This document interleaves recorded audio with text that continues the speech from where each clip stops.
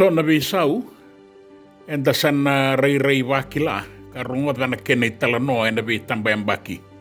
Na visau e tiki ni toso ni ngauna. Na itamba ngauna ki mamindonia may ratukan dabulibu. E wadurueni na tinikan yo ono sa ngabulukan dua na lakoyani na primary ngo la intermediate. Wabuli maindalay na masi. Aunga itoki kiratukan dabulibu. Ni sawoti na kalasilima. Endui kina na ne mamitalano ni sana rongo dotiko na bida na madlaw sawoti ngo. Ni maidaba na bugana numi ni ambakin raw ni kornibuli sa lebu sara na italano endui kede. Baletan indui na beka kimami andonia ni kornibuli nangaw na kimami aduru ni kina. Okay, mami na aduru na tinikadi ono sa ngabulukan dua. E baka taray wala nga lima na silini. Kaya na lebu nila po nandun may mami maroroeti ko kornibuli. Sa ilabo la ilesar may nagay baka sa mata ka na ilabo sa tiko ni kuwa. E may lima sa ngabulo na sende may rauta tiko yung doon ang nibuli ng dua taudo ko na iwasa-wasa nibuli. Sa doon na ilabo la ilay.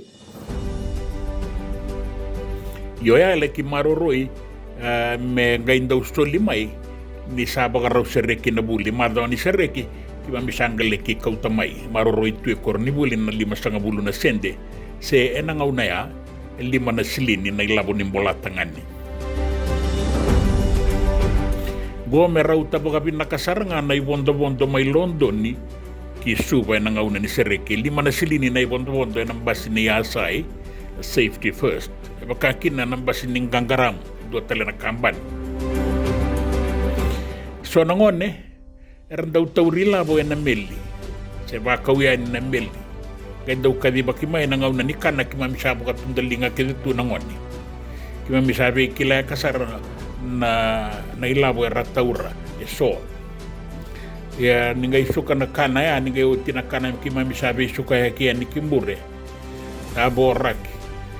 O era taurila. Ina lebu ni kere-kere. Buka raungan ni ngone. Kene buka raungan ni mamitu imbure. Ia keba kain dua, tauri labo bakao ya, angele ki maroro etiko imbure na nona ilabo kayali, ia sanga indu imbaleti rasaranga. Tambu na laki boli-boli, enesto ni kay China na itongli. Kaya katoka ba yung basa nga, kina kornibuli, sana re-rin dua tani na yadani stoya na ngaw-nango. At toka nga nang batin ni ngaw ni Sala. Wala kata na ikele-kele nimbasi ni Yasay, and a safety first. Yan na pono kimami rawan ni bau yato kinna. Kaya wala ko yung ni Sala rawan ni kimami muria so budang ni Sala. Yato ina kawa iway soma ka laki yato sareni ki waibo. Sa bola kasarati ko yan ni sawakasa kay inda kuinuku. Yan sana may ki indere nang wale may baka sirosto mumay kinamena dayado tiko nga kindongo na itiko ni tamban nimbula. Sa ako esratiko nga na yala ni pon waki mamiron yado kina na ikaw may waibo makaki sawakasa kina itiko ni bengarabi ni tambanan nimbula maindongo boleh katinamena. Nangaw na ni Sireki kimamindaw ngande kibale nangon ne kimamitiko bitilip. Wala ko mayan no? Ya taga-taga tiko tamangwe na kornibuli ni bulingas ni buli na sino. Kito tiko kina nangaw na ya. Kimamindaw Sireki may. Ya rasanggain daw baka tawa tiko ngayon ni nangon ni Lomay Biti, nangon ni Kandabu. Wiranggo rarawatan rabitarong irala ko may ratu Kandabulim. Irala ko sarti ko nga may nakoro. May asawa the kaunrobe mbua kay Madwata. Ya kimami nga nasaba ka taray may kay mami ngole kibale kimami sa rawan ni ngole. Arangay baka tawat ko nga may nangon erasang ni rawan ni Sireki kibale. Ni o tinaruan na madawa kimami sangkain daw baka susolo talemay na na mami bale. Me kimami may bondo na yoti nimbasi na safety first. Ayan biuta may nabana kaloka ni kele-kele nimbasi suba. Mesa ngole telen kiratu Kandabulebu. Kay mami maroroetu na ibaga raw nimbulaya. Hindi na ni kei mami rawa talenga ni Serikisibia baga tau na ulumbale so nangon neranga indo to wima teni sa bola ka saratonga na ngauna ni les sa kilato kana kene bu rawa muri ke mami sa tamatambula sangai matatabe ke mami na imbale ni kena yalani na ngalala ke na vanua ke mami ngolekina ke mami donia telenga mai ke ani sangan indola binangalala me baka na be kornibuli taleso ni ko erna kornibuli durembure ke na kena ngonde buli era sabo ga taleboni era sabo ga ilabo dona singa ngoleti ko baka ki tailebu ole wara kana wanga mai na tobi mo ngole kimbua au kinda dala ni reidira na ngoni ratu kanda bule ben Stone Philip mai na tobi au terongi roke muni na ngoni mai bei ratu kun kitu na ngoni mai arkes oi kemuni sarni adu sar mai ke oi kemami rani adu sar bulin itu baka kino ero mai bulin itu ero adu sarani ratu kanda bule ya na be saunga na ubari tagatiko ya nandui ngau na ke mami ndui indono ya mai ratu kanda bule erabi tumbiri talenga bukabi nakasara mai kornibuli so nanggas nibuli ke mami sanganilenga nakakanan dinangani suburai sino gai wai zala na so ngau na kinatabio ka kandra la mekena idoi ya sa rawa tuna toso sa dua tuna dawi kalau binakabi ke mamia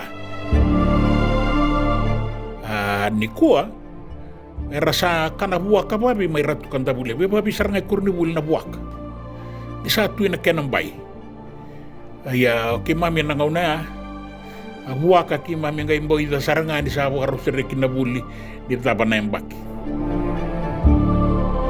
ya satu setungan roro bakar kara o irera bagaila bo era nrela ibulimbani sembiskete kau mai be mensu mai korwo mai bolita kena kentin korni buli na bekan ke mami na sanga soti ni bagaila bo ne mami tokanga na sangata ya ke bakai tiko eso ke mami be kani sebe kilai binaka ron in dalai wakam bikambi tueni ka menda rawtar na kina ningale se baya bala to mandanga kina na ngale na sona ngauna ya bakatu ya na kenambula endua na mata sere ni lotu toto kaya tiko mai ratu kanda bulem akima mi mai kato ni sarkin na ena vali ni walesi na tinika dio ono sanga bulu kandua dua na mata sere rongo binaka ya toka mai ratu kanda bulem na tinika dio ono sanga bulu bagalada me adabat kemandangan ono sanga bulu katulu kaya umbau kila toka mami mai kato ni sarkin na vali ni walesi na sona sere sa sini rongo da bagabunga di kuwa ya rabuli talenga mai ratu kanda bule we sonan daw ni serre bibi nakasar karangay mayanga karongo na be saibiti nandela ni non rangau na ni sambi umay na korni buli ya na yang ni buli mai ratu kanda bule so me bakata ki atua te kautonga apa kuki doka chon delai ke irataleso era gai mai bugaduru mana be balini lotu karai baba koso ena son be balini lotu era mai bagai tabikin era mai rongosar ena non da bonu ena dagayang ni bulisere ane mamin daw ni serikina mai korni buli ena ngau nau tukunet tikongo ongas ni buli Paula Sotutu rondo we bagatabuli dia na kamba kena sere kay Margaret Sotutu na randine vale o ke mami ngai mbau buli kamba raokin na ilaola o ke mami tikongo so era buli da raokin na tonic sulfur wata kena staff notation se toka bale lengo so na kena mira ya amayang ay nangaunoya ay buli buka tiko ni daw ni sere enduan na daw niyaw ni kornibuli na Berza o John Fatiaki na turangan ni Rotuma rabe tumberi talenga nanga snibuli na sotalen na atakataka me baka na buli meke na itobo boga banua abeli utagitiko kinonga snibuli eliki seru na buli ngo ke mami tiko kede kina nangone buli So talangan ng kasnibuli wairongorongo na sona takataka rangaraba kinanon ratawe kornibuli. Kima mi baundaw rereba katok endo ng kasnibuli. Kaya ungay durian ni kornibuli na matay nga ni madawa sa lakot ko na kenabital no endo ng kasnibuli. Tiko boli may ratu kanda buli. Do kadibitu nga Father Rup. Sa nga ni Rupi ni matakibaw. Turangan ko turangan ni tabiuni. Rupi ni wanga ni tonga. Sando tani ni mamirerebo ko ya usambo reretok. Sembara mandanga ni redi ko eso so takay. Na turangan ko nandaw na numitu nanona ibo bubuli. Baundaw tu nanona itataw na Father Rup may ratukan da buli bubiki mami na sangay durubo yan. Ibi ang bakiked ni tikabu na buli na may ibato nakatiko nanona itataw bubiki mami nangone durubo yan. Daw bato nakatoka na turangan ko, may kaya. Kaya baka ko turangan may nanomundela niyabu, buka rumbeda to kaya ni may mata-mata na may tutu baka turang. Di ko sa duro may kornibuli, o dabutang ay kaya na edam. Naratu esen. Isang nikilay kaya na nomuratu. O ngayle ki uru da tale mo to karan ni ko sa leso kibale, sa awot kinanomubuli o kaya sa matata. Matata sarang nga baka binakabiki mami. Era beliu taki nga nandaw beliu taki kornibuli nang gasinibure nang gasinibuli nanon day tutu baka turang asambi utok nga ni mata-mata kima mubuli da baka totolo sara na ibaka roya may kornibuli may kima mibuli taki na baka rorongo na yalo malumumo kay na baka roroko.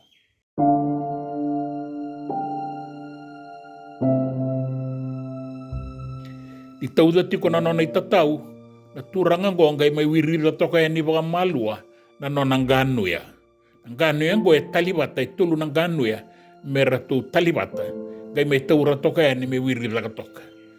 Salabata kinawinri ni matana, o di talea abala.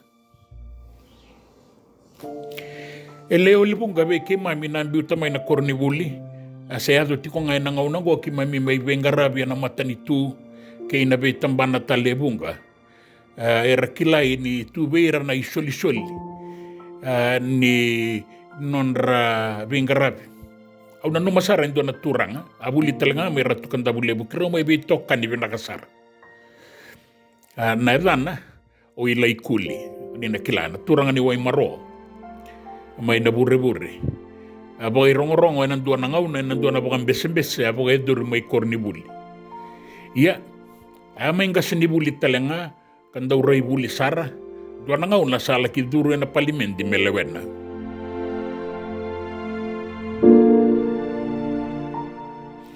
Ya embaw kilay tiko ilay kuli nanon daw lang aser. Ya taw yabuta ka na mata sere na rube bula may nakorobo may kumbulaw may mbua nangaw na yang gas nibuli-bulikin na may kya. Yang buli ay bunga na sere binakasar, sere ni tambua, era tulang at tabuling ko na rube bula, ni sarong at talitungan na stesen ko. Kaya na italanoa ni tambua, kabulida, nanggangana o ilay kuli.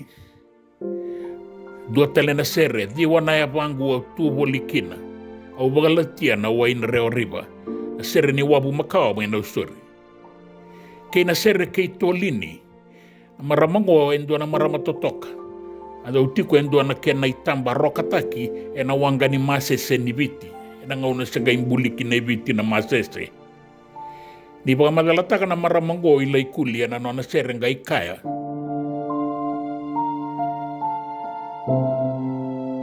na balumulay ng ronro langi na matamu na tikininday mani kiro abo kasi nga libutok kaya nandoon na balinikan na nandoon na ngayon. Au tarong ikwesar, matagali. O kemraw bikilay kay tolini. Waray diyaw to kamayo kwesan dende. Sangay saw mga may mga malwa.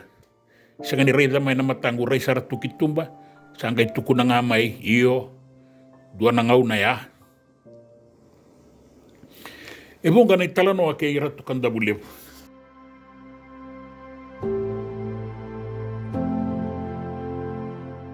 Una numa me wakata barangai na kabi indai e nandua na itala noa leka. Me baleta na sere ni Kornivuli. E na tini kadiwa wasanga bulu kadiwa. E a sibu takikina na sere ni Kornivuli lo maningo. E nandua na e kabi. E nandua na rara laila i wole kata na vale ni wili wola na library. Kala ki kala sombo na matani singa. Aba kakoto na irai ni sulu silika maku waliliva. E nandela ni wasa. Raubotu mamara tuo abalau ke moturiki. Chandonia ni baka na borowai ni koula na lomalangi ke na tawada ni sambota irana e kabi. Ka vere tuma inda kundra na tuawa onde laina kai.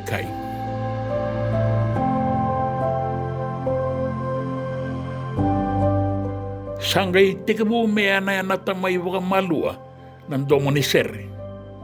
E vida nan rau na ngone buli ratiko ya. Karalanga sere bobole kana panan rau. Nandongu Kornivuli wasibi.